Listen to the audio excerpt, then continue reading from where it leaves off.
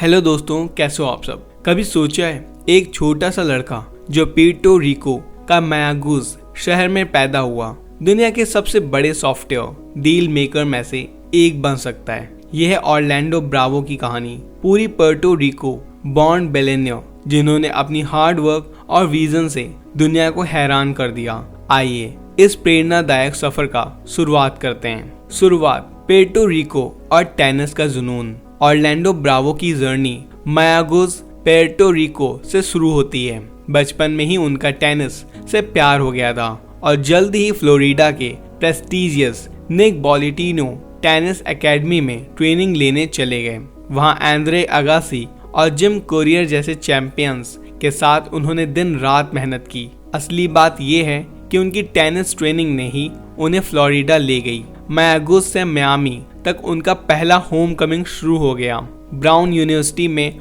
Orlando tennis scholarship पर पहुंचे, जहां उन्होंने इकोनॉमिक्स पॉलिटिकल साइंस में बीए की डिग्री कंप्लीट की। फिर स्टैनफोर्ड यूनिवर्सिटी में उनको और प्रिपेयर किया। वहां उन्होंने लॉ और बिजनेस एमबीए की डिग्री हासिल की। एजुकेशन और पहली बैटल्स। स्टैनफोर्ड से निपटने के बाद भी तुरंत जॉब नहीं मिली, लेकिन ऑरलैंडो ने हिम्मत नहीं हारी। उन्होंने 100 से ज्यादा कोल्ड कॉल्स की पोटेंशियल एम्प्लॉयर्स को। तभी उनको एक मौका मिला कार्ल थॉमा के साथ। कार्ल थॉमा ने थॉमा कैरेसी इक्विटी पार्टनर्स TCEP में उनको काम पर रखा। पहली नौकरी थी मॉर्गन स्टैनले के M&A डिवीजन में, जहां उन्होंने फाइनेंशियल डील्स की अंडरस्टैंडिंग और निगोशिएट करना सीखा। फिर 1997 में ऑरलैंडो ने TCEP ज्वाइन किया। वहीं से उनका असल डील मेकिंग सफर शुरू हुआ। ट्रेनिंग और डिसिप्लिन ने फिर से काम दिया। जैसे उन्होंने खुद बताया, "We did our best software deal by training for it. It's like tennis." मतलब हर डील को जीतने के लिए प्रैक्टिस और मेहनत जरूरी है। सफलता की राह। थॉमा ब्रावो का उदय। अर्ली 2000s में ऑरलैंडो को सबसे बड़ा मौका मिला। उन्होंने TCEP का पहला सॉफ्टवेयर एक्विजिशन पॉपेट 21 लीड किया। ये प्रोडक्ट डिस्ट्रीब्यूशन सॉफ्टवेयर प्रोवाइडर था, जहां उन्होंने कैश फ्लो को सुधारने के लिए फिल्म का पहला ऑपरेटिंग पार्टनर भी लाया, ताकि कंपनी जल्दी प्रॉफिट में आए।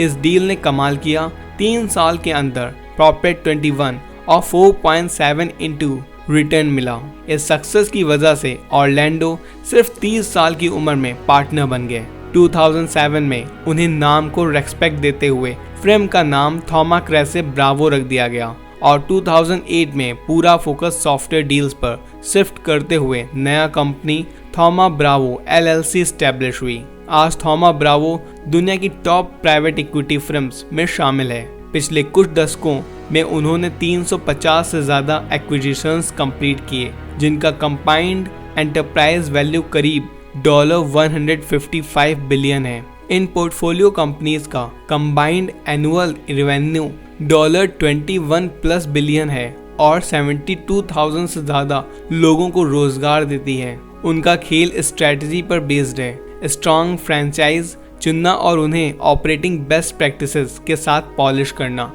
2011 में उन्होंने enterprise security firm blue code system को $1.3 बिलियन में एक्वायर किया। 2012 में प्रोजेक्ट मैनेजमेंट सॉफ्टवेयर कंपनी डेलटेक को $1.1 बिलियन में खरीदा। डाटा एनालिटिक्स की कंपनी क्विलिक को 2016 में करीब $3 बिलियन में एक्वायर किया और 2018 में साइबर सिक्योरिटी लीडर एम्परवा के लिए $2.1 बिलियन पे किए। हर एक बड़े डील में थॉमा ब्रावो की सोच एक रही, कंपनी के कोर स्ट्रेंथ को पहचानो, मैनेजमेंट के साथ पार्टनरशिप बनाओ और फिल्म को लंबे समय तक प्रॉफिटेबल बनाओ। माइंडसेट और अप्रोच। टेनिस से सीख। ऑरलैंडो का माइंडसेट उनकी टेनिस ट्रेनिंग जैसा ही है। जैसे ट्रेनिंग खिलाड़ी हर शॉट की प्रैक्टिस करते हैं, वैसे ही ऑरलैंडो कहते हैं कि हर डील के लिए प्रिपरेशन जरूरी है। उन्होंने खुद कहा, "हमने पहले सॉफ्टवेयर डील